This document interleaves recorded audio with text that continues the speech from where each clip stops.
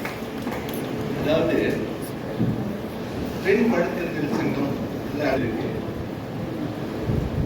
இந்த திருச்சியில இயங்கக்கூடிய இந்த பெண் வழக்கறிஞர் சங்கம் மீது எனக்கு தனி பற்று ஒரு அன்பு இருக்கு. ஏன்னா ஜெயந்தி ராணி தான் இருக்கிறாங்க. உண்மையிலே அவர்களுடைய ரைட்ஸ் மட்டுமே இல்லாத இந்த அம்மாவுடைய ஒரு ப்ராட் அவுட் எப்பவுமே ஜெயந்தி ராணியினுடைய ஸ்பீச் எனக்கு மட்டும் கேட்ட பொழுது நான் ரியலைஸ் பண்ணேன், lady looks at things from very different angle. என்னோட உரிமை நான் அதை செய்வோம் இல்லை, that is sometimes called left liberalism சொல்லுவாங்க. But I find her to be a centralist and a moderate person, very balanced person and very difficult to find today. I really congratulate you in the Jayanti Rani. இந்த association வந்து இவ்வளவு 200க்கு மேற்பட்ட இந்த வகுப்புகளை எல்லாம் எடுத்து நீங்க பண்ணிட்டு இருக்கிறீங்க. இப்ப சாதாரணமா பண்ணிட்டு இருக்கீங்க. அப்போ சுகுமாரன் சார் வந்து இந்த புத்தகத்தை நான் கண்டிப்பாக கும்பகோணத்துல தான் ரிலீஸ் பண்ணுவேன்னு சொன்னாரு. சுகுமாரன் சார் சொல்லிட்டாமா எனக்கு எந்த இது கிடையாது, வந்துட்டேன் சார் நான் சொன்னேன். அதுக்கப்புறம் சுகுமாரன் சொன்னார் இல்ல இல்ல இங்கே நம்ம திருச்சியில வந்து விமன் லாயர்ஸ் போனான்னு சொல்லும்போது கரெக்ட். ஏன்னா இந்த புத்தகம் வந்து விமன் லாயர்ஸ் உண்டான ஒரு முக்கியமான ஒரு விஷயம். இந்த நேரத்தில் நீதிபதி இருப்பாங்க, எல்லாரும் இருப்பாங்க. அதனால இந்த இடத்துக்கு நம்ம பண்ணணும்னு சொல்லும்போது இவ்வளவு சிறப்பான ஒரு ஏற்பாடுகளை இவர்கள் செய்திருக்கிறார்கள். அதற்கு முதற்க நான் வந்து உங்களுக்கு விமன் லாயர் அசோசியேஷனுக்கு மனமா நன்றி. ஒரு சின்ன கதையில் ஆரம்பிக்கிறேன். அதாவது நீங்கள்லாம் நினைக்கிறீங்க இல்லையா, ஒரு கிராமத்துல ஒரு ராஜா ராணி அப்படின்னு ஒரு 2 பசங்க, ஒரு 20-22 பசங்க சட்டக்கல்லூரிக்கு போறாங்க, சட்டம் படிக்கிறாங்க, அங்க லவ் பண்ணிருக்காங்க. அந்த கல்யாணம் பண்ணிக்கிட்டு பார்த்தா அந்த கிராமத்துல ஒரே கலாட்டாவுக்குள்ள லவ் பண்ணி 2 பேரும் கல்யாணம் பண்ணிக்கிறாங்க. அந்த ராணியினுடைய அப்பா அம்மா செத்து போயிடுறாங்க. அவங்க 2 பேரும் வழக்கறிஞர்களாக வந்து பிராக்டிஸ் பண்றாங்க. கிராமத்திலேருந்து வந்து இந்த ராஜாவும் ராணியும் லவ் பண்ணி கல்யாணம் பண்ணிட்டு வந்து பிராக்டிஸ் பண்றாங்க. பிராக்டிஸ்ல ரொம்ப அவஸ்தப்படுறாங்க, ஸ்ட்ரகிள் பண்றாங்க. அவங்களுக்கு ஒரு குழந்தையும் பிறந்தது. அப்படி அவங்களுக்கு ஒரு குழந்தை பிறந்த போது அந்த ராணி மட்டும் என்ன பண்ணுது, சுகுமாரன் மாதிரி ஒரு கிளாஸ் அட்டன் பண்ணி முன்சிஃபைடு. அப்படி முன்சிஃபை இருந்த போது அந்த ராஜா வந்து பிராக்டிஸ் பண்றாரு. அந்த ராணிக்கு பல சிக்கல்கள். ராஜா பிராக்டிஸ் பண்றதுனால மொட்டை கடிதாசி அது இது நம்ம ஆளுக்கு வந்து என்னெல்லாம் எழுதி போடுவாங்களே, அந்த மாதிரி உள்ள பல சிக்கல்களுக்கு நடுவில் அந்த ராணி வந்து ஒரு சிவில் நீதிபதியாகவும் ஒரு மேஜிஸ்ட்ரேட்டாகவும் பணிபுரிந்து இருக்குது. அவங்களுக்கு ஒரு குழந்தையும் பிறந்து, ஒரு பக்கம் கணவர் ஒரு வக்கீல், அம்மா ஜுடிஷியல் ஆபீசரு, குழந்தை இருக்குது. இது ஒரு அங்க டிரான்ஸ்பர் போடுறது. ராணிக்கு அப்பா அம்மா இல்லை, யாருமே இல்லை. இப்படி இருக்கிற நேரத்தில் திடீர்னு ராஜா அகால மரணம் அடைஞ்சிருக்காரு. அப்படி அகால மரணம் அடைஞ்ச உடனே அந்த ராணி நில குலைஞ்சு போயிடுறாங்க. என்ன பண்றாங்கன்னா, ராஜாவுடைய அப்பா அந்த குழந்தையை தூக்கிட்டு போயிடுறாங்க. அப்பா அம்மா குழந்தைய தூக்கிட்டு போய் நாங்க தான் வளர்ப்போம், நீ நீதிபதி வளர்க்க மாட்டேன், எங்க பையனுக்கு பிறந்த குழந்தைன்னு சொல்லி பிடிக்கின்னு போறாங்க.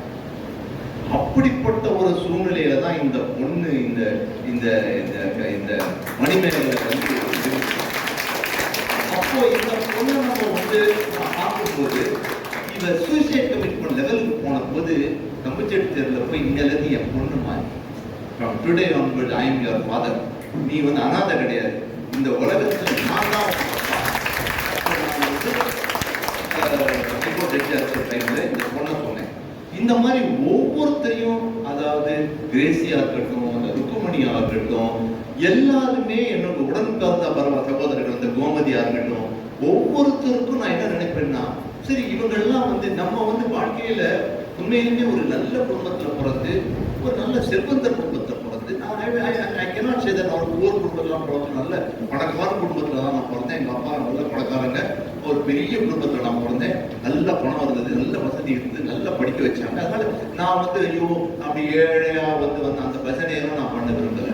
நான் ஒரு நிஜமாவே நல்ல பண்ணேன். அதுக்கு வந்து வழக்கறிஞர் ப்ராக்டிஸ் பண்ணி வந்த போது இந்த மாதிரி சேலஞ்சஸ் விமன் பார்க்கும்போது கூட அக்கா தங்கச்சி கூட பிறந்ததுனால தான் எனக்கு 3 அக்காக்கள். அந்த 3 அக்காக்கள்ல வந்து ஒரு அக்கா நைட்டு தூங்கும் போது எந்திரிக்கல, அப்படியே செத்து போயிட்டாங்க தூக்கத்திலேயே. இந்த வாழ்க்கை சம்பவங்கள்லாம் நமக்கு என்ன ஒரு மனதில் ஏற்படுதுன்னா, என்னை மூத்த அக்கா தான் என்னை வளர்த்துச்சு. அவதான் 1950 ஃபர்ஸ்ட் கிராஜுவேட். அவங்களுக்கு இப்போ 80 வயசு என் மூத்த அக்காவுக்கு. படிக்கவே பெண்களை படிக்க கூடாதுன்னு சொன்ன காலகட்டத்தில் எங்க அக்கா வந்து கிராஜுவேஷன் பண்ணி ஏன்னா எங்க அப்பா அம்மா படிக்காதவங்க, பணக்காரங்க. பணம் படிச்சவங்களும் பணம் இருந்தாலும் அவங்க அவசியம் இல்லையே. நல்லா எங்க அப்பா வந்து பணக்காரே இல்லைன்னா படிப்பு இல்லை. அக்கா தான் முதல்ல படிச்சு எங்களெல்லாம் வந்து படிக்கணும்டான்னு சொல்லி வந்ததுனால இன்னைக்கு நமக்கு என்ன ஃபீல் பண்றோம்னா, சரி இந்த மாதிரி ஒரு டிஃபிகல்டிஸ் வரும் பொழுது ரைட், இந்த பொண்ணுக்கு வந்து அப்பாவி இல்லை அம்மாவி இல்லை, லவ் பண்ணி சண்டை போட்டுக்கிட்டு வந்த கணவனும் ஒரு அகால மரணம் ஏற்படுறாரு, தனியா ஒரு ஜுடிஷியரியில மாட்டிக்கிட்டு ஒரு குழந்தைய வச்சுக்கிட்டு இது எப்படி ஸ்ட்ரகிள் பண்ணணும்னு பார்க்கும்போது நம்ம என்ன நினைக்கிறோம்னா, சரி இந்த பொண்ணுக்கு நம்ம ஒரு சப்போர்ட் சிஸ்டம் கொடுத்தாலும். அப்ப அந்த சப்போர்ட் சிஸ்டம் கொடுத்த உடனே இன்னைக்கு வந்து தலைநிமிர்ந்து இந்த பொண்ணு நிக்குது, ஒரு திருச்சியில இருக்கு. ஆயிரம் நம்ம சமுதாயம் வந்து லில்லி கிரேஸ் வந்து இன்னைக்கு கூட லில்லி கிரேஸ்க்கு என்ன ப்ராப்ளமா இருந்தாலும் ஆனாலும் ஃபோன் பண்ணிச்சுன்னா என்னம்மா ருக்மணி வந்து நீங்க இவங்கெல்லாம் நேர்மையான அதிகாரிகள், இவர்கள் எல்லாம் பாராட்டப்படுறதுக்கு உண்டான இதுவே இல்லை. அப்போ இந்த அதிகாரி பெண் அதிகாரிகள் நல்லா கவனிக்கணும். எவ்வளவு சார்ஜஸ் எல்லாம் மீறி இவங்க எல்லாம் வந்து இந்த ஒரு பிரிசன்ல வந்து ஒரு நல்ல பேர் எடுத்தோம்னா பிரிசன் டிபார்ட்மெண்ட் ஒரு கரப்ட் டிபார்ட்மெண்ட், அதுல ஒரு தாமரை கொடுத்து நிக்கிதாங்க. அந்த தாமரை எவ்வளவுதான் இது ஃபேஸ் பண்ணணும் எனக்கு தெரியும். போலீஸ் டிபார்ட்மெண்ட் வந்து லில்லி வந்து ரொம்ப வருத்தப்பட்டு சொன்னாங்க, தமிழ் பகுதியில் வந்து கரப்ட் டிபார்ட்மெண்ட் எழுதியிருக்கேன். டெல்லியோட ஆதங்கம் எனக்கு புரியுது. ஆனா என்ன பண்றது, டெல்லி வந்து ஒரு லில்லி அது டெல்லி எங்க போகும், தாமரை எங்க போகும், சேதுலதான் போகும், சுத்தி சேருதான் இருக்கு. இல்ல ஆனா நீங்கள்லாம் அங்கங்க இருக்கிறதுனால நமக்கு ஒரு தைரியம் ஏற்படும். ஆகையால இந்த புத்தகத்தை வந்து மிருதுளா பட்கர் ஒரு லேடி, அந்த அம்மாவுடைய இந்த புத்தகத்தை நான் படிச்சு பார்த்து 2 நாள் தூங்கல. நான் யோசிச்சு பார்த்தேன், என்னடா ஒரு இந்த ஒரு ஜுடிஷியல் ஆபீசருக்கே இது இந்த அளவுக்கு இது வந்து நடக்குது, ஒரு சாதாரண மனிதனுக்கு என்ன நடக்கும் இல்லையா? நம்பி நாராயணன் ஒரு சயின்டிஸ்ட், நல்ல சயின்டிஸ்ட், சாதாரணமான சயின்டிஸ்ட் மேல பாகிஸ்தானுடைய ஸ்பை. இன்னைக்கு என்ன பண்ணிடலாம், ஈஸியா ஒரு பேர பழி போடணும்னா இவன் பாகிஸ்தான் ஸ்பைன்னு சொல்லிட்டோம்னா அவ்வளவுதான் ஒழிஞ்சுட்டு, அவ்வளவுதான். நாளைக்கு உங்களை வந்து பாகிஸ்தான் ஸ்பைன் சொல்லிட்டோம்னா ஒரு பயப்பட்ட வரமாட்டான். ஏன்னா பாகிஸ்தான் மேல நம்ம வந்து ஒரு போர் அளவுக்கு நம்ம அரசியல்வாதிகள் பண்ணிட்டாங்க. பாகிஸ்தான் மக்கள் நம்மள மாதிரி நல்ல மக்கள் தான், எவ்வளவு நல்ல மக்கள் நான் எல்லாரையும் பார்த்திருக்கேன். அவங்களுக்கு நம்ம மேல எந்த வித ஒரு இது கிடையாது. அரசியல்வாதிகள் அங்க இருக்கக்கூடிய அரசியல்வாதிகளுக்கு அங்க அரசியல் நடத்தணும்னா இந்தியாவை திட்டிகிட்டே இருக்கணும். அப்போ அவங்க இந்தியா வந்து ஒரு எதிரியா பாக்குறாங்க. அங்க இருக்கிற மக்கள் அன்னாட காட்சி மக்கள் அடுத்த வேளை சாப்பாட்டுக்கு கஷ்டப்பட்டு இருக்கான தவிர இந்தியா மேல போர் புரியுறது, இஸ்லாம வளர்க்கணும், இதெல்லாம் யாருக்குமே ஐடியா கிடையாது. அவனுக்கு டெய்லிக்குமே அவனுக்கு சாப்பாடு கிடையாது. அவனோட அவஸ்தப்படக்கூடிய ஒரு நாடு அந்த நாடு. அப்போ என்ன ஸ்பை அப்படின்னு சொல்லிட்டா வச்சுக்க, அந்த அவருடைய கேரியரே போயிடுது. இதனால 10 ஆண்டுகள் கிரையோஜெனிக் இன்ஜின் ரிசர்ச் வந்து பின்தங்கி போயிடுச்சு. அவருடைய இதை படிச்சு பார்த்தா, நான் வந்து நம்பி நாராயணன் கிட்டையும் சரி பிர்லா பட்டரும் 2 பேரும் எனக்கு ஃப்ரெண்டான பிறகு மட்டும் கேட்ட ஃபர்ஸ்ட் நம்பி நாராயணன் ரொம்ப க்ளோஸ் ஃப்ரெண்ட் ஆயிட்டார். அவர்கிட்டையும் கேட்டேன், பிர்லா பட்டர்கிட்ட கேட்டேன், ஏமா இதுக்கப்புறமெல்லாம் கூட உங்களுக்கு கடவுள் மேல் நம்பிக்கை இருக்கான்னு கேட்டேன். அதாவது இந்த அசிங்கத்துக்கெல்லாம் நீங்க பட்ட பிறகு கூட நீங்க நிஜமாவே கடவுள் மேல நம்பிக்கை இருக்கா? நம்பி நாராயணன் போட்டு அடி அடிப்பாங்க. நம்பி நாராயணன் என்ன பண்ணுவாங்கன்னா நிற்க வச்சு 10 மணி நேரம் நம்பி நான் நிற்க வச்சு அடிப்பாங்க போலீஸ். அவர் வந்து தான் பாகிஸ்தான் பையனு கன்ஃபெஷன் வாங்குறது, அதை தாண்டி வர்றாரு. அவர் இன்னைக்கு அவர் ஒரு பெரிய ஹீரோ ஆயிட்டாரு. மாதவன் வந்து ஒரு படத்தை நடிச்சிட்டாரு. அந்த ஒரு 5 கோடி 10 கோடி ரூபாய் அரசாங்கம் கொடுத்துச்சு. அதெல்லாம் டிஃபரெண்ட். இன்னைக்கு அது அன்னைக்கு பாகிஸ்தான் ஸ்பெயின் சொல்லும் போது ஒரு கல்யாணத்துக்கு போக முடியாது. பாகிஸ்தான் ஸ்பெயின் இல்லையா? மிருதுளா பட்கர் வந்து ஒரு கல்யாணத்துக்கு போக முடியாது. வீட்டுக்காரர் வந்து அதாவது ஊடகங்கள் அப்போ நான் நமக்கு 2 பேருக்கு கேட்ட கேள்வி, எனக்கு அப்பப்போ ஒரு இது இருக்கும். நான் வந்து கடவுளையே ஒரு பத்தி தெரியாத ஒரு சுகுமாரன் கூட, நான் நம்பிக்கை இல்லாதவர் கூட நான் ஒரு பெரிய ஒரு ஃபேனா இருக்கிறேன், நண்பரா இருக்கிறேன். ஒரு என் மேல அவ்வளவு அனுபவிச்சிருக்காரு. So we both can coexist. இதுல எந்த வித சந்தேகம் கிடையாது. அதாவது ஒரு பகுத்தறிவாளரும் ஒரு ஆன்மீகவாதியும் கோஎக்ஸிஸ்ட் பண்ணலாம். இது முரண்பாடு இல்லை. நல்ல கவனிக்கணும். நீங்க கங்கை செல்வன், நீங்க நீதிமன்றம் ஒரு முரண்பாடு சொன்னீங்களே, நான் சொல்றேன் மனித இனமே ஒரு முரண்பாடு. முரண்பாடு, நீதிமன்றம் முரண்பாடு, மனித இனமே முரண்பாடாக இருப்பதால் அந்த மனித இனம் என்னென்ன இன்ஸ்டிடியூஷன் கிரியேட் பண்ணதோ, நீதிமன்றம் ஒரு இன்ஸ்டிடியூட் கிரியேட் பண்ணா அது முரண்பாடா இருக்கும். செக்ரட்டேரியட் ஒரு இன்ஸ்டிடியூட் அங்க முரண்பாடு இருக்கும். மக்களே நல்லா இருக்குன்னு சொல்லிட்டு டாஸ்மாக் வைப்பாங்க, பெரிய முரண்பாடு. டாஸ்மாக்ல அதுல மீண்டு வருவதற்கு 1000 கோடி ரூபாய் செலவு பண்ணுவாங்க, டாஸ்மாக் தனியா வந்துட்டு இருக்காங்க. இந்த பக்கத்து ரீஹாபிலிட்டேஷன் சென்டர் இருக்கும், இங்க டாஸ்மாக் இருக்கு. டாஸ்மாக் நிறுத்துறானா அது வேற, இது வேற, இது முரண்பாடு. சோ அதாவது இதுதான் நம்மளுடைய வாழ்க்கையினுடைய முரண்பாடுகள் தான். அத்தனை பேர் முரண்பாடுகள் உட்பட்டு தான் இருக்கின்றோம். இப்போ அதனால ஐ நாட் திங்க், அப்போ எனக்கு என் மனதில் ஒரு தோணும், உண்மையிலுமே கடவுள் இருக்காரா? இப்போ சுகுமாரன் சொல்றது கரெக்ட் தான், இருக்கலாம், ரெஜிஸ்டர் இருந்து போயிடலாமே, எதுக்காக? அப்போ ஏன் இந்த சஃபரிங் வருது? அதற்காக விருதுலாபட் நடக்குது, ஏன் நம்பினானுக்கு நடக்குது, ஏன் மணிமேகலைக்கு இப்படி நடக்குது? என்ன மணிமேகலை தப்பு பண்ணிடுச்சு? லவ் பண்ணது தப்பா? குழந்தை பெற்றது தப்பா? என்ன தப்பு பண்ணிடுச்சு? இந்த மாதிரி ஒரு வீட்டுக்கார சாவனை ஒரு நேரத்தை விட்டுட்டு போனது என்ன தப்பு பண்ணிடுச்சு? இந்த கேள்விகளுக்கு பதிலே கிடைக்காது. இந்த கேள்விகளுக்கு எப்பொழுதுமே இந்த கேள்வி இருக்கும். அதனால விருதுலாபட்கர் என்ன சொன்னாங்க, நம்பினான் என்ன சொன்னாங்க, sir we are absolute believers in God. எனக்கு அந்த இறைவன் மேல நம்பிக்கை இருந்ததுட்டு தான் சார் எங்களால இந்த ஒரு பெரிய இதை தாண்டி வர முடிந்தது என்று 2 பேருமே என்ன சொன்னாங்க. ஸோ அப்போ நமக்கு என்ன தோணுது, சரிடா நம்ம ஆன்மீக பாதையில போய்கிட்டு இருக்கோம், நம்ம உள்ள தேடிட்டு இருக்கோம், அதனால நம்ம தேடுறது தப்பு கிடையாது. நம்ம இதை பார்த்துட்டு நம்ம விட்டுட்டு போகிறது, நம்ம தேட வேண்டியது நமக்கு ஒரு நம்ம மனிதனா பிறந்திருக்கோம், 3 வேளை சாப்பிட்றோம், தூங்குறோம், இது நானும் பண்றேன், வெளியில இருக்க மாடும் பண்ணுது, நாயும் பண்ணுது. நமக்கு எனக்கு என்ன வித்தியாசம்? மாட்டுக்கு நாய்க்கும் தன்னை உள் தேடக்கூடிய, நமக்கு உள்ள தேட முடியும். ஸோ அந்த உள்ள தேடுறது விருதுலாபட்கர் ஒத்துக்கிறாங்க, இது பண்றாங்க. அப்போ எனக்கு ஒரு சாட்டிஸ்ஃபை ஆயிடுச்சு, சரி இவ்வளோ பிரச்சனைக்கு நடுவிலும் இந்த இதை பண்ண முடியும். ஊடகங்களை பத்தி இன்னைக்கு ரொம்ப அழகா எல்லாரும் பேசிட்டு இருந்தீங்க இல்லையா? சித்ரா சித்ரா பௌர்ணமி வந்தது இல்லைங்களா? போன ஒரு 2 நாள் முன்னாடி. சித்ரா பௌர்ணமினா என்ன? சித்திரகுப்தனுக்கு அன்னைக்கு முக்கியமான ஒரு நாள். சித்திரகுப்தன் என்பவருக்கு நம்மளுடைய இந்து மித்தாலஜியில சித்திரகுப்தன் என்கின்றவர் எல்லாருடைய கணக்கு வழக்குகளையும் எழுதி வச்சிருப்பார் இல்லையா? ஒரு ராஜா இருந்தார்.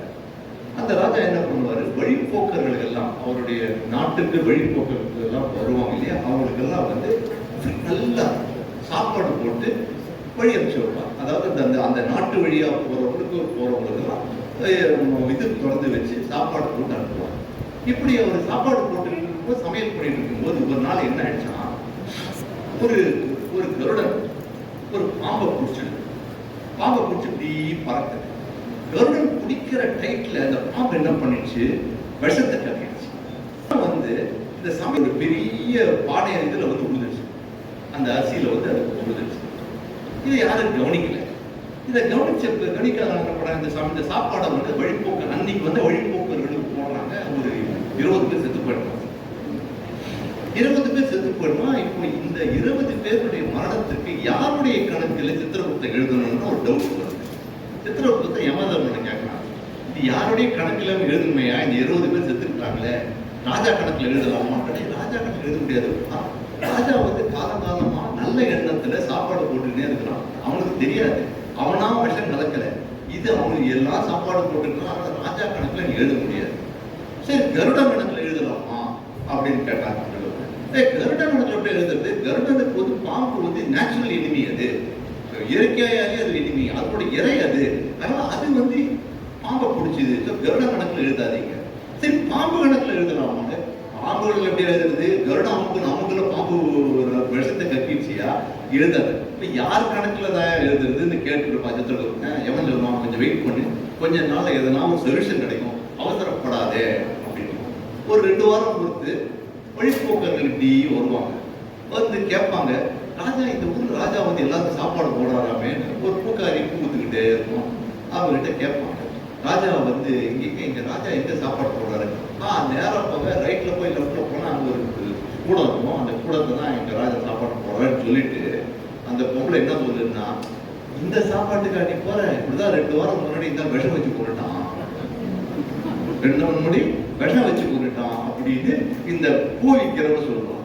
அப்ப எவ்வளவு இவ கணக்குல எழுதுறா, 20 பேர் செத்தது இவ கணக்குல எழுது, இவ இவ பார்க்கல சாத்தத எதையுமே பார்க்கல. இவ வந்து இன்னைக்கு இந்த fact set to be proved. இன்னைக்கு மார்னிங் என்ன சொன்ன இன்ஃபரன்ஷியல் ஃபேக்ட்னு சொன்னோம் பாத்தீங்களா.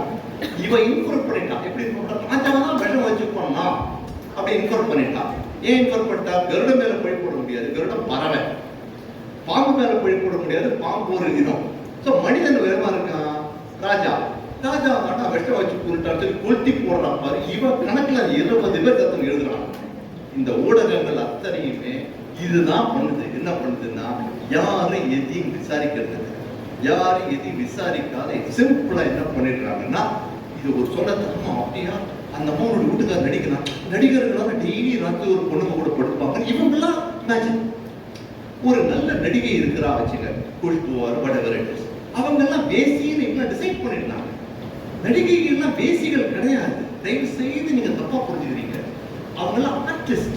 அவங்க நடிச்சுட்டு தன்னுடைய அந்த டேலண்ட்டை உங்களுக்கு காமிச்சு உங்களுக்கு சிரிக்க வைக்கிறாங்க. இந்த ஒரு மென்டாலிட்டி இருந்ததுக்கு தான் தியாகராஜா பாபா இன்வெஸ்டிகேஷன் பண்றதுக்கு ஜூரி என்ன பண்றாங்க, செய்யாத கொலைக்கு அவங்களை கன்வெர்ட் பண்றாங்க. தியாகராஜா பாபா இன்வெஸ்டிகேஷன் மர்டர் கேஸ்ல வந்து அந்த கணக்கு மர்டர் பண்ணது இப்ப இன்வால்மெண்டே கிடையாது. ஆனா அன்னைக்கு இருந்தக்கூடிய சினிமாக்காரன் மேல இருக்கக்கூடிய வெறுப்புல ஒரு சூப்பர் ஸ்டார், இன்னைக்கு ரஜினிக்கெல்லாம் விட 10 மடங்கு சூப்பர் ஸ்டார் திருச்சியில வீடு இங்கதானே வீடு. ட்ரெயின்ல போவாரு நைட்டு 12-1 மணிக்கு தூங்கிட்டு போவாரு. செங்கல்பட்டுல மக்கள் நின்றுட்டு இருப்பாங்க. அந்த எதை இந்த பெட்டியில தியாகராசன் அந்த பெட்டியை பார்த்து கும்பிடுவாங்க. அந்த அளவுக்கு சூப்பர் ஸ்டார். சாதாரணமா இல்லை, இன்னைக்கு சூப்பர் இல்லைன்னு சொல்லல. நான் சொல்றது அந்த ஒரு சூப்பர் ஸ்டாரை வந்து ஒரு சாதாரணமா ஒரு மொட்டை கடுத்த அரிசியில வச்சு பிக்ஸ் பண்ணி உள்ள போடுவாங்க. அப்போ இந்த சிஸ்டம் வந்து நம்ம ரொம்ப பார்க்க வேண்டிய ஒரு சிஸ்டம்.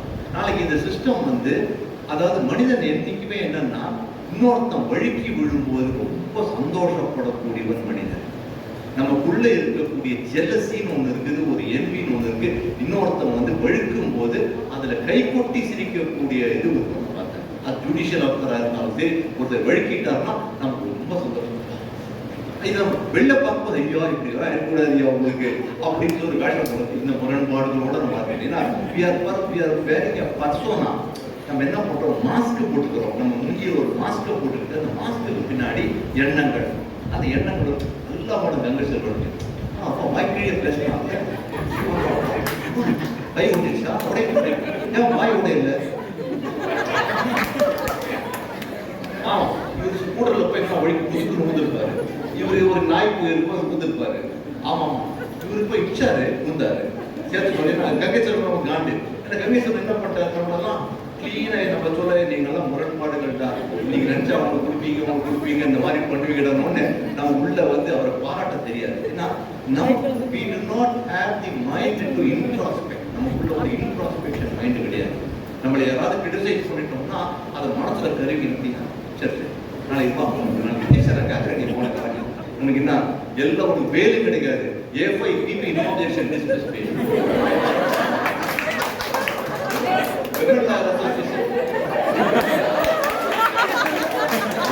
Women Lawyers Association பேசுனது. ஸோ இது நான் ரொம்ப என்ஜாய் பண்ணேன் உங்களுடைய ஸ்பீச். எனக்கு சம்பவம் வந்து கண்ணாடி முன்னாடி என் முகத்தில் இருக்கக்கூடிய பருக்களையும் ஸ்கார்ஸ்களையும் பார்க்கறதுல எந்த வித ஐயப்பாடு இருக்கு கிடையாது. கொஞ்சம் கூட அதை நினைச்சு பயந்தது கிடையாது. அதனால என்னுடைய இது வந்து லோவர் ஆயிடு நினைச்சது கிடையாது. இல்லைன்னா நான் வந்து இந்த ஜுடிஷியல் ஆஃபீஸ்க்கு ஃபோன் பண்ணி பேசியிருக்கவே மாட்டேன். என்னுடைய ஜுடிஷியல் ஆஃபீஸர் ஒவ்வொரு மேஜிஸ்ட்ரேட்டுக்கும் இதுக்கு எங்கிட்ட ஃபோன் போய்கிட்டே இருக்கும். வக்கீலுங்க கரெக்டால எதாவது எங்கிட்ட ஆர்கியூ பண்ணோம்னா வெயிட் 3 மணிக்கு 2:30 மணிக்கு அந்த மேஜிஸ்ட்ரேட் கூப்பிட்டு என்னப்பா உங்க கோர்ட்ல சார்ஜ் ஷீட் ஃபைல் பண்ண ஆர்கியூ பண்ணாங்க, கொஞ்சம் ரிஜிஸ்டர் பார்த்து சொல்லு. அப்படியா பண்ணிட்டாங்க, யாருக்கு டிஃபெக்ட் இருக்கு சார்ஜ் ஷீட் 3 மணிக்கு டிஸ்பிளஸ் போய் சொல்ல சார்ஜ் ஷீட் ஃபைல். ஸோ நம்ம என்ன பண்ணுவோம், டைரக்டா ஜுடிஷியல் ஆஃபீஸ் கிட்ட பேசுறத ஒரு இது கிடையாது. அன்னைக்கு இப்போ சொல்லும்போது ஞாபகம் வருது, கண்டெம்ட் எடுத்தோம். கண்டெம்ட் எடுக்கிற லெவலுக்கு இவங்க வச்சுக்கிட்டானுங்க. ஏன்னா பாபு வந்து அந்த அளவு படாத பாடுபடுத்திருக்கானுங்க. கண்டெம்ட் வந்த உடனே ஐஜி டிஜிபி இல்ல மாட்டிக்கிட்டு எவ்வளோ உச்சி காட்சிருந்தான். ஏய் இருங்கடா, எங்க ஆளு வந்து எதுக்கு கண்டெம்ட் எடுத்தாங்க விசாரிக்கிறேன், உங்களுக்கு எதிரியே விசாரிக்கிறேன், போன போடு. இப்போ பாபு சொன்ன உடனே எடுக்காது என்ன பண்ணுவாங்க கூட, எடுக்காத பண்ணுவாங்க. 24 முறை டைம் கொடுத்து சார்ஜ் ஃபைல் போட்டீங்கடா, ஒரு காலி பண்ணிட்டு அப்படி சொன்ன உடனே கட்ட கட்ட கட்ட. அப்போ இவனுக்கு என்ன யாரையோ காப்பாத்த நினைக்கிறாங்க, யாரையோ காப்பாத்த நினைக்கிறதுக்கு என்ன பண்றாங்க. பாபு மாதிரி ஒரு நாள் இருந்தது முடுக்கிறாரு. முடுக்கினோடனே நம்மள மாதிரி நெஞ்சுக்கிட்ட வந்து இது வருது. நம்ம என்ன பண்றோம் பார்க்கிறோம். Because my heart always goes with the district judicial office. என்னுடைய heart always beats for the district judicial officer because they are the face of the judiciary to the public. Common man அவங்க தான் பேசும். So அவங்களுக்கு ஒரு challenge வரும்போது I take it as a challenge to me. எனக்கு அது சேலஞ்சாக நான் நினைக்கிறேன். மிருதுளா பட்கருக்கு இது வரும்போது நான் நினச்சி பார்த்தேன், சரி இது வந்து சாதாரண எங்கள் மணிமேகலைக்கு எங்கள் இது இருக்கு எல்லாம் வந்துடுச்சுன்னா என்ன பண்ண முடியும். அப்போ இதை வந்து தமிழாக நம்ம ஆக்கம் பண்ணி இந்த புத்தகத்தை கொடுக்கலான்னு பார்க்கும் பொழுது என் மைண்டில் தோணுச்சு என்னன்னா, சக்கரவர்த்தியை பற்றி நான் நினைச்சேன். சக்கரவர்த்தி என்பவர் டிஸ்ட்ரிக்ட் ஜட்ஜ், சப்ஜெக்ட், 2 கண்கள் அவருக்கு கிடையாது. பரீட்சை எழுதி கிளியர் பண்ணி சப்ஜெக்டா இருக்காரு. ஆனா எங்க நீதிமன்றங்கள்ல அவருக்கு வந்து ஜுடிஷியல் ஒர்க் கொடுக்க மாட்டேங்கிறாங்க. நாங்க பெருமையா என்ன சொல்லிட்டோம்னா, we have recruited a blind person as a judge. முரண்பாடு, திருட்டு முரண்பாடு அப்படின்னு சொல்லிட்டு அவர் என்ன போட்டோம், தீர்ப்பு திரட்டு அப்படின்னு ஒரு திரட்டுல கொண்டு உட்கார வச்சிட்டோம். ஏன்னா வக்கீலுங்க பெட்டிஷன் போட்டாங்கன்னா என்ன போட்டாங்கன்னா, குருடால இருக்கிறவரால எப்படி வந்து இது பண்ண முடியும் அப்படின்னு பெட்டிஷன். அவர் சொல்றாரு, எங்கிட்ட நீங்க விட்டு பாருங்க, இந்த எவ்வளவு ஃப்ராடான டாக்குமெண்ட் எல்லாம் இவங்க ஃபைல் பண்றாங்கன்னு என்னுடைய மத்த சென்சஸ்ல கடவுள் வந்து எனக்கு கண்ணனா மூடிட்டானே தவிர என்னுடைய மத்த புலன்களை பாருங்க. நான் ஹைகோர்ட்ல இருந்தது மட்டும் போராடுனேன் அவருக்காக. அவர் வந்து ஒரு மாஸ்டர் சிஜிஎம் போடுங்க, எப்படி வேலை செய்யறாரு பாருங்க. உங்களுக்கு ரெக்ரூட்மெண்ட் பண்ணும்போதே அவர் போய் சொல்லிட்டு வந்தாரா, எனக்கு கண்ணு தெரியும் சொல்லிட்டு இல்லையே. இன்டர்வியூக்கு கருப்பு கண்ணாடி போட்டுக்கிட்டு உச்சி விஷயம் தானே வந்தாரு. அப்போ நீங்களாம் குருடன்கள்லாம் இன்டர்வியூ பண்ணும்போது பார்த்தீங்கல்ல, அதனால கண் தெரியலன்னு அப்பயும் உங்களுக்கு சொல்ல வேணாமா எப்படி ஜுடிஷியல் பண்ணுவான்னு. அப்போ செலக்ட் பண்ணிட்டு பெருமை பீத்திட்டு கொண்டு தீர்ப்பு திரட்டில் உட்கார வச்சிங்கன்னா என்ன ஜஸ்டிஸ் இது முரண்பாடு, அட்மினிஸ்ட்ரேட்டிவ் முரண்பாடு. அப்போ அந்த சக்கரவர்த்தி போது தான் கிரிமினல் ரூல்ஸ் ஆஃப் பிராக்டிஸ் நான் இங்கிலீஷ்ல எழுதுனதை தமிழ் ஆக்கம் பண்ணி இன்னைக்கு உங்களுக்கெல்லாம் எல்லா நீதிமன்றங்களுக்கும் Tamil CRPC criminal rules of practice வந்து சக்கரவர்த்தியினுடைய சர்வீசஸை நான் பயன்படுத்தி இதை டிரான்ஸ்லேஷன். அதனால தான் நீங்க சொன்ன போது அந்த தமிழ்ல வந்து அது அந்த ஒரு இந்த தினத்தந்தி தமிழ், தினமலர் தமிழ் இல்லை, தினத்தந்தி தினமலர் தமிழ் கிடையாது. ஏன்னா நீதிபதிகள் அதை டிரான்ஸ்லேட் பண்ணும்போது அதுக்கு அந்த பொருட்டான ஒரு தொல்லை இருக்கு. மேபி தட் மிஸ்டேக் நம்ம என்ன பண்ணியிருக்கணும், ஒரு தினமலர்லேருந்தோ தினத்தந்தி மாதிரி ஒரு பத்திரிகையிலேருந்தோ ப்ரெஸ் ரிப்போர்ட்டர்ஸை வச்சு டிரான்ஸ்லேட் பண்ணும்போது பாமர மக்களுக்கு சேர்ற மாதிரி இருக்கும். பட் நான் இவருக்கு அமைச்சு வச்சேன், சுமார் சார் அமைச்சு வச்சு அவரையும் பார்க்க சொன்னேன். அவர் வந்து 2 பேர்கிட்ட கொடுத்து பார்த்தாரு, நிறைய கரெக்ஷன்ஸ் பண்ணி எனக்கு அமைச்சார். அதுல சந்தேகமே கிடையாது. பிறகு அந்த தமிழ்ல கொஞ்சம் ஒரு கோளாறு இருக்குன்னா அது முழு பொறுப்பு நான் ஏற்றுக்கொள்கிறேன். அது யாராவது பொறுப்பு இல்லை. இனி அடுத்த மொழிபெயர்ப்பு இதான் பண்ணும்பொழுது இறுதியாக உங்ககிட்ட நான் என்ன சொல்றேன்னா, இந்த சிஸ்டம் வந்து human system is always infallible கிடையாது. ஹியூமன் சிஸ்டம் வந்து நிறைய இருக்கு. எல்லா ஊர்லயும் அந்த ப்ராப்ளம் இருக்கு. என்னன்னா அந்த ப்ராப்ளம்ஸை வந்து சிஸ்டத்துல எப்படி நம்மளால கண்ட்ரோல் பண்ண முடியுங்கிறது தான் வடக்கிந்திய சமுதாயம் ரொம்ப முக்கியமான ஒரு சமுதாயம். ஆனா இன்னைக்கு வந்து நீங்க சொல்றீங்களே முரண்பாடுகளுக்கு இன்னொரு முக்கியமான காரணம் என்னன்னா, நீதிமன்றங்கள்ல உண்மையே இல்லை. இந்த court of the district minister Tiruchirappalli உண்மை, OS நம்பர் டாஷ் ஆஃப் 2024 உண்மை, Gangai Selvan plaintiff PM Prakash defendant உண்மை, பிளேன்ட் அண்டர் ஆர்டர்ஸ் உண்மை, அட்ரஸ் வாசஸ் உண்மை. அதுக்கு அப்புறம் 2ஆம் பத்தியில இருந்து பார்த்தா பொய்யோ பொய் பொய்யோ பொய் பொய்யோ, ரிட்டன்ஷன் எடுத்து பார்த்தா பொய்யோ பொய் பொய்யோ.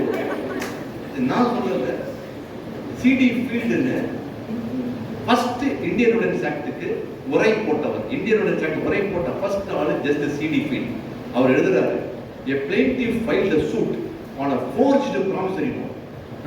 Plaintiff filed a suit on a forged promissory note. Defendant filed a written statement on a forged acquittance. Plaintiff என்ன சொன்னா, தீபாவளி அன்னைக்கு என்கிட்ட 10,000 ரூபாய் பணம் வாங்கினா ப்ராமிசரி நோட் கொடுத்தாலும் ஒரு ஃபோர்ஜரி பண்ணான். டிஃபெண்டன்ட் பார்த்தான், இவன்கிட்ட நான் கடமையை வாங்கலையே, ஃபோர்ஸ் பண்ணிட்டானேன்னு பார்த்தான். யார்கிட்ட ஃபோர்ஸ் பண்ணது? ராமசாமி கிட்ட. ராமசாமி நீ அவன் ஃபோர்ஸ் பண்ணா அவங்க எழுத்து போட்டு கொடுறான். பொங்கல் அன்னைக்கு பணத்தை திருப்பி கொடுக்கப்பட்டது. சிம்பிள். அவன் வந்து வேஸ்ட் பண்ணல. இந்த ப்ராமிசரி நோட்டை ஃபோரன்சிக் அனுப்புங்க, என் கையெழுத்து இல்ல, நான் அந்த சாமி மேல சத்தியம் பண்றேன், நான் நெருப்புல குதிக்கிறேன், இந்த வம்புலாம் போவே இல்லை.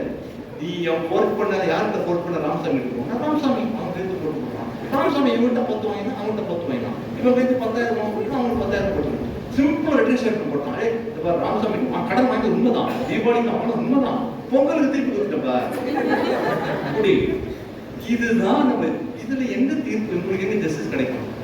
Justice is the twin sister of truth.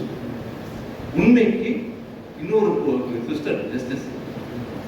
உண்மையே நீதிமன்றத்தில் இல்லாத போது உங்க 27 ரிகவரி 32-42 வளைத்து பிடித்து திருச்சி பஸ் ஸ்டாண்டில் எதிரியை கேட்க, எதிரி காணாத முன் வந்து ஒரு 10 பக்கம் வாக்குமூலம் கொடுக்க, அந்த வாக்குமூலத்தை தன்னை அழைத்து சென்றால் கண்டோன்மெண்டில் இருக்கக்கூடிய மரத்துக்கு அடியிலே கத்தி வைத்து வைத்திருப்பதாகவும் தன்னை காட்டும். உடனே கண்டோன்மெண்ட், ஏன்னா அந்த கண்டோன்மெண்ட் ஹெட் கான்ஸ்டபிள் வந்து 10 எழுதியிருப்பார். அந்த கண்டோன்மெண்ட் நீ அடுத்த இன்ஸ்பெக்டர் வந்து வேணாங்க கண்டோன்மெண்ட் மாற்றி கொஞ்சம் ஸ்ரீரங்கத்துக்கு மாத்தலாம், வேணாம் ஸ்ரீரங்கத்துக்கு மாத்தினா இன்ஸ்பெக்டர் டிஸ்மிஸ் ஆயிட்டாரு, கண்டோன்மெண்ட் தான் சேஃப், கன்விக்ட் ஆகுது, கண்டோன்மெண்ட் ரிகவரி தான் நமக்கு சேஃப்னு சொல்லி அப்படியே இருக்கு.